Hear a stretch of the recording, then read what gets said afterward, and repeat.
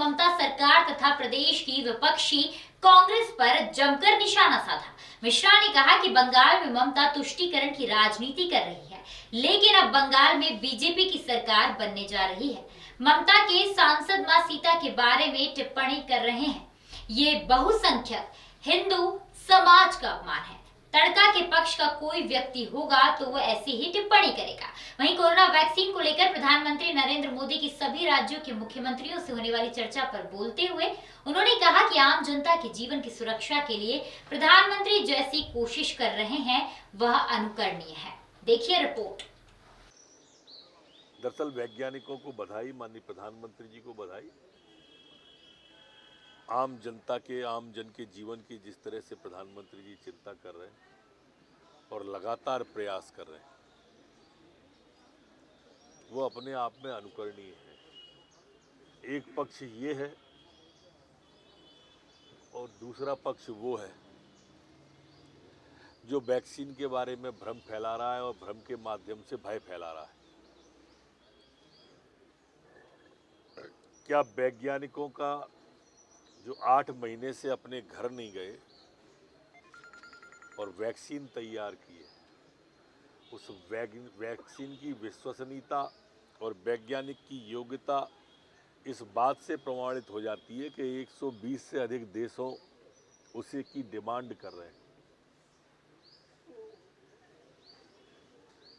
जब भी राष्ट्र के सम्मान की बात आती है तब ये विपक्षी लोग उसको धूल दूसरित करने की कोशिश करते हैं। सेना ने सर्जिकल स्ट्राइक की या एयर स्ट्राइक तो सेना पे सवाल उठा दिए, चुनाव हार गए तो ईवीएम पे सवाल उठा दिए, केस हार गए तो न्यायालय पे सवाल उठा दिए। आज हमारे वैज्ञानिकों ने राष्ट्र का गर्व ऊंचा माथा किया है तो वैज्ञानिकों पे सवाल उठा दिए। पता नहीं ऐसी धूर्तता कहाँ से आती है, पैदाइशी है या कोई कोर्स किया है, ये नहीं समझ पाते हम। सर लेकिन कांग्रेस के नेता ये कह रहे हैं कि वाकई इतनी सुरक्षित है वैक्सीन, तो बीजेपी के तो मुख्यमंत्री जी का ओपन है, वो तो कभी भी जिसकी इच्छा होगी वो जा सकता है। हमारे यहाँ कोई इस तरह चलो चलो की बात ही नहीं करता है कि मंत्री और एमएलए की सुने ना चलो चलो करते रहे कमलनाथ जी की तरह। हमारे मुख्यमंत्री का खुला दरबार है, कोई भी कभी मिल सकता है मंत्री विधायक। हाँ,